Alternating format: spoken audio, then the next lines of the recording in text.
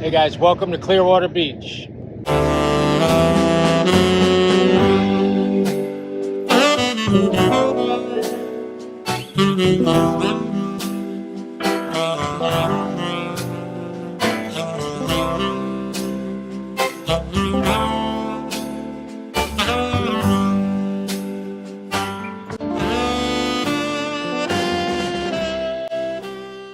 Howdy, everybody. I am RJ Smith, and this thing of ours is called Crazy News Reacts, where I scour news sources for the most ridiculous, most insane, but craziest news. Now, today I want to talk about President Donald J. Trump and explain to you how evidence is presented, what must be considered, what's right and what's wrong, and where I see this verdict going. First, you have to understand New York State is 90% Democrat. Okay? Upstate in the mountains, you have Republicans. But in the city, 90% voted Democrat last election cycle in 2020. So don't expect an acquittal in this case. I don't think that's going to happen. Now, it should happen. There's no reason why it shouldn't happen. But look, it's a tainted jury pool, okay? The only hope we have is that common sense and logic rules the day. So here's why I think the president will not be found guilty, or if he is, reversed on appeal. Number one, when you are arrested in the United States, you're sent to jail, you bail out, and you wait for your case to get a trial date. And that takes years. And here's why.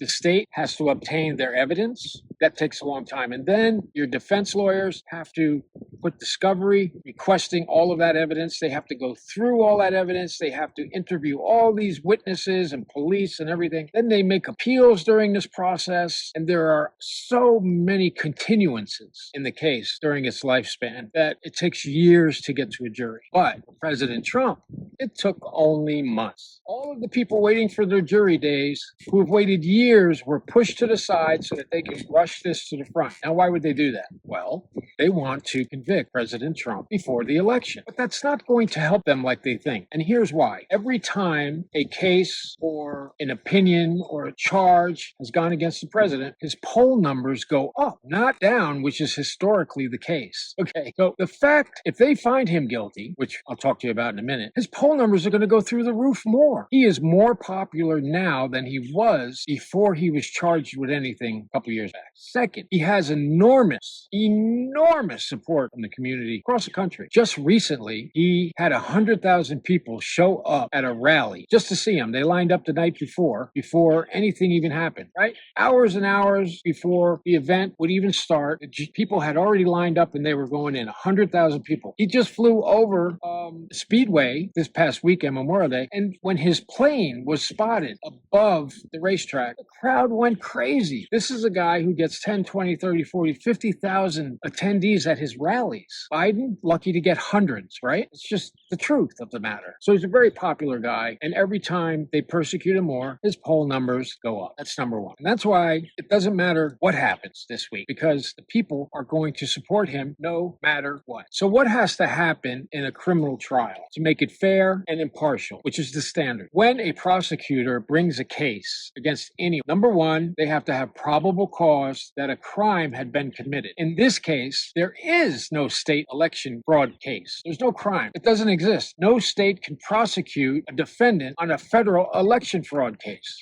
There's no statute, so there's no crime. Number one, that's the big problem right from the beginning. There was never a charge. They never proved a charge. They've never even introduced what that charge might be. And second, the charge, if it was still good, is a misdemeanor in the state of New York. And it has a statute of limitations, meaning that they have a certain amount of time, I think in New York it's 5 years, that they can bring a case. Well, that timeline had long ago expired. So this guy, Alvin Bragg, actually took the misdemeanor that could not be charged anymore and made up other charges that were felonies so that he could preserve that to get a conviction. This is not done anywhere in the country, guys. There's rules of evidence. There's ways that courts have to deal with things. There are rules preventing prosecutors from doing things like this. And when they do them, it's usually a reversible error. And a reversible error is found by the the appellate court when something was done in the courtroom that was fundamentally unfair and prejudicial. So let me get to that. Number one, Stormy Daniels. She was brought on that stand specifically to ruin the president's character. Now, some of you may think his character was already ruined. Other people would think they love him no matter what. That doesn't matter. Whether you like him or not does not matter at all. In the court of law, you have to follow the rules and procedures. So, number one, there is no state election crime statute. So that crime doesn't exist, and that's why they didn't present that to the jury. Because when a jury goes back there, they're going to look at the relevant laws, and they wouldn't be able to find that in the New York criminal conduct, right? In fact, Stormy Daniels only disparaged the president, his character. She didn't have anything to do with the bookkeeping of the Trump organization. She didn't testify that someone had told her or she had direct knowledge that Trump himself ordered that he wanted this done so that it wouldn't affect the election. No evidence was provided on that. The only one that said that happened was Michael Cohen, who, remember, is a convicted felon who'd been to prison, and he is a known liar in the Congress, in the Senate, in the court system. His testimony is worth less than dog shit, people. But here's what they did. They committed the most horrific reversible error, I think, by continuously asking Cohen and making him confirm that he was convicted of a federal election crime and sent to prison, so that the jury will then say, oh, well, if Trump's lawyer was convicted of it, Trump has to be guilty. But that is not in the rules of evidence. You can't do that.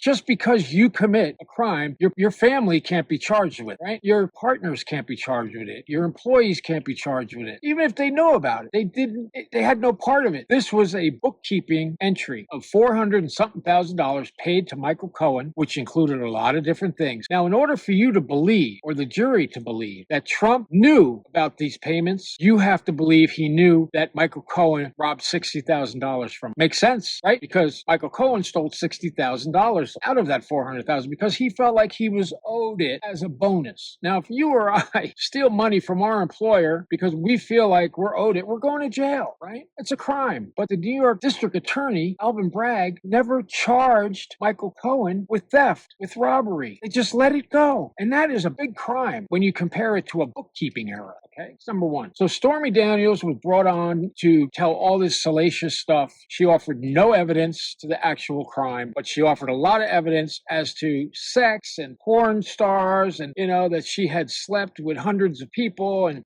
Trump was one of them and, oh, he's a terrible person. All of that stuff, folks, should not have come in. It is prejudicial testimony that historically is not allowed to be presented at a trial because what does it do? It makes the defendant look like a piece of shit, right? But just because someone is a piece of shit does not mean that person is guilty of a crime. Now, it may shade your opinion of the person, but it doesn't offer you any evidence that anything happened. You just present it to the jury if you're a prosecutor because you want the jury to hate the defendant, which helps the prosecution. Well, they accomplished that, right?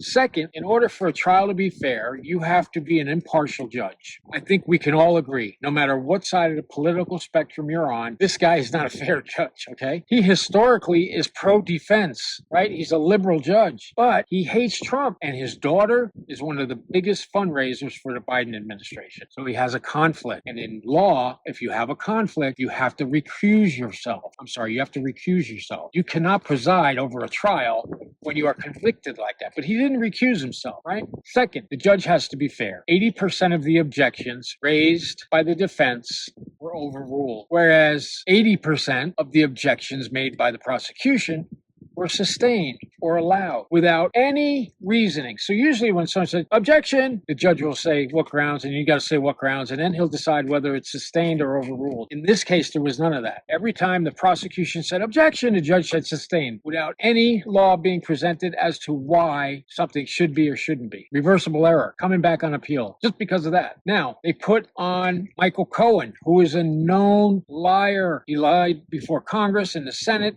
He lied in the federal court system, in the appeals court. He lied on television. He has been on television for the last year on his, I believe it's his X platform or Instagram, actually railing against the president. Now, here's the problem. A witness has to be impartial. A witness cannot be conflicted and hate the defendant because that witness will be excused. Anything he says will be disregarded, but not in this case because the judge allowed it. So he made a reversible error with Stormy Daniels, allowing prejudicial information to come in that should have never come in. Michael Cohen's a known liar. He should have never been allowed to testify. And Michael Cohen was not able to present any evidence that President Trump did what he said he did. But here's what the prosecution did. They continuously made Cohen admit that he went to prison for election interference. Why did they do that? They did that so that the jury would think, like any of us would, oh, well, if Michael Cohen went to prison for election interference and he was Trump's lawyer, Trump surely must be guilty. Doesn't work that way, folks. That is not the law. You may think it should be, but it's not the law. And as a jury, you can only consider the law. You're not supposed to consider your feelings, your views, but of course we know human nature doesn't allow that. Everything is shaded by what we believe or think. Now, if 90% of this jury voted Democrat and they hate Trump, they're going to find him guilty, even without evidence, because they're going to remember Michael Cohen went to prison for election interference over this Trump payment. Here's the thing. Michael Cohen didn't go to prison for election interference. He went to prison for lying under oath, for tax evasion, for things like that. And then at the very end, they added on this election thing so that they could go after Trump. Everyone knows it. It's general knowledge, right? This dirty mother, you know what I mean? It's a dirty system just for the regular guy. I mean, for guys like me, you know, back in 88, when I went to prison, I went to Sing Sing and Attica, the worst prisons you can imagine.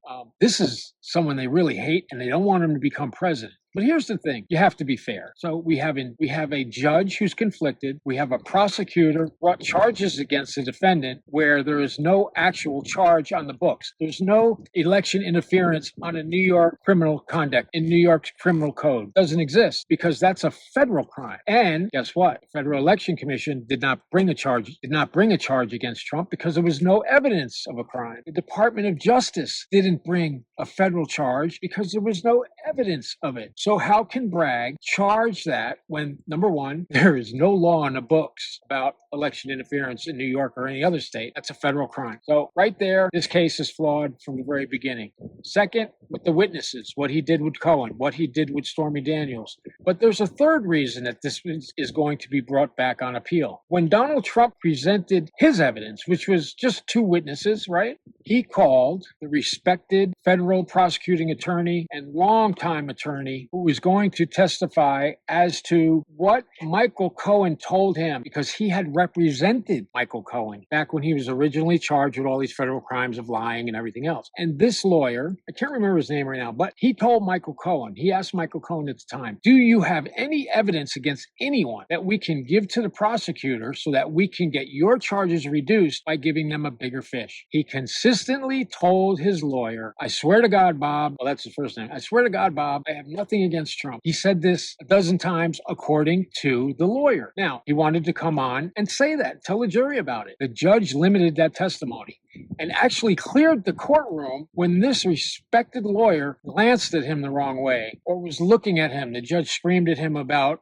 staring at him. Or when the guy said, geez, because all of his statements were overruled and sustained by the judge. So this guy, who's a respected lawyer, knew the fix was in. He cleared the courtroom, the judge, which should never be done because a courtroom is public forum. You can only clear the courtroom when there is a disturbance in the courtroom, okay? When a defendant starts fighting or people in the gallery start screaming like that. But you can't just clear the courtroom and then tell the guy, don't you dare look at me like that. I will find you in contempt. You do not look at me like that. And you do not say geez and blah, blah. No other judge would ever do that. It shows what? He's conflicted. Second, the Trump lawyers wanted to bring a big shot from the Federal Election Commission out of Washington, D.C. Now, this person was going to testify as to why they didn't bring charges for the election interference, that there was no crime. And he was going to explain to the jury what a federal election interference charge is, how it's brought, and why it doesn't apply to Trump. The judge refused to allow him to testify. Now, this is the defense's case. It's when the prosecution rests and the defense gets to call their witnesses. The judge can't just say, no, I'm not going to allow it, when this is a guy that can directly refute prosecutor. Reversible error. Reversible error. Now, the judge has come up with jury instructions. This happens before the jury starts deliberation, and the judge basically tells the jury verbally and in writing what they can and cannot consider. And this could mean the case, right? It determines guilty plea, it determines guilty or innocent findings all the time. If the judge gives jury instructions that favor the prosecution, then it's likely there's going to be a conviction. If he gives it that are pro-defendant, it's likely there's going to be a not guilty. But this judge has come up with instructions that are prejudicial against the defendant. Reversible error. Every time Trump's lawyers objected to something in this case and the judge overruled it, that's all reviewable by the appellate court. And there were a lot of reversible errors made. At the end of the case in chief, the defense made a motion for a directed verdict. And that means they're telling the judge no evidence was prevented, no charge was presented, there is absolutely no evidence a crime was committed, and we are asking you, judge, to find for the defense and enter a dismissal. The judge refused to do that. Just refused. Any other case, the judge would have thrown the case out because you have to meet certain standards in criminal law, and none of them were met in this case. It's crazy. I mean, holy cow. So the jury is going to get the case here in the next couple of days. Today, they're giving closing arguments, and that's simply where the prosecution stands up and they spin their tale to the jury from their perspective, and then the defense gets up and they spin their tale from their perspective. And then the jury is sent back to deliberate. So they will have to, so what they're required to do is review all the evidence that Trump knowingly and with intent committed the crime of state election law, which does Trump wasn't running for anything in New York. There is no crime in New York for election fraud. So, number one. But remember, Cohen said he went to prison repeatedly, he said this, for election interference. So the jury, like I said, they're going to think, oh, well, if his lawyer went to jail, then certainly the president is guilty. Boom. Reversible error.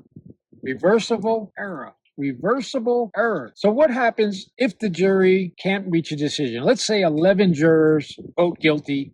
One juror votes not guilty. It's just bullshit. He doesn't believe it. So this is bullshit. I don't believe it. I'm not going to vote guilty. That's it. Mistrial. Case is over. Goes back to the district attorney. And the district attorney has the option of refiling the case again, which we know won't happen because the election will be over by then, and they don't give a shit about Trump. They just want to keep him out of the White House, right? Now, will there be pressure against that one juror? Abso-freaking-lutely, because you have 11 people yelling at you in a jury room, trying to get you to do what they want done. And a lot of times, unfortunately, people are convicted because of this. But every once in a while, there's a juror who just will not find someone guilty because they believe the evidence hasn't been provided. So what if there's a conviction? Let's say all 12 of them are so conflicted, they say guilty of a crime that was never stated or proven. The judge will then get to sentence Donald Trump. Now, I think jail is off the table. Number one, he has a Secret Service detail. He's an ex-president. He has all kinds of secrets. They're not going to just send him to jail. And second, it's a bookkeeping thing, right? It's something entered in the books. That's not a prison charge. That's not a prison offense, right? That's, probation, community service, a fine. I don't think they will send him to jail. If they do, his poll numbers will go ridiculously up because then more people will just be disgusted. If they find him guilty, this will never stand on appeal because of the conflicted judge, because there was no charge of federal election crimes in the state court. The objections that were continuously sustained without any comment or any cause. Reversible error. Practically everything the prosecutor did in this case is not done normally because they know the criminal will get away on appeal. Absolutely. This case will be turned over on appeal if a guilty verdict is found. And there's so many reversible errors. I could go through them ad nauseum. But look, if you're fair-minded and you followed this thing, you also know this is bullshit. And I got to say, I got my Trump hat on because I think this is complete and utter bullshit. No other person in the state of New York has ever been charged with federal election interference. Never. It's never been done. But magically for Trump, it's done. So that's my take, guys. Hope you had a great Memorial Day. We did. We went to the beach, went in the pool, took the kayak out in the lake, had a really good day. Here's where I need you. Hit that thumbs up, hit the like button. Let's do that right now. Right while I'm talking to you, hit that like button. It's right there. It's not hard. Click it. Why? Because that allows more people to see it. The more it's liked, the more people YouTube are likely to show it to. And you really want to help my channel. This thing of ours, hit the subscribe button and you'll be notified every time I put out a new video. Just because you subscribe doesn't mean it costs you money. You're not going to pay anything. It's free. It's a free show, right? So hit the subscribe. What do you care? And that will help me a great deal, guys. Thank you so much. I hope I was able to clear up the law for you, give you a better understanding of it. I'll see you right back here tomorrow. I'm out.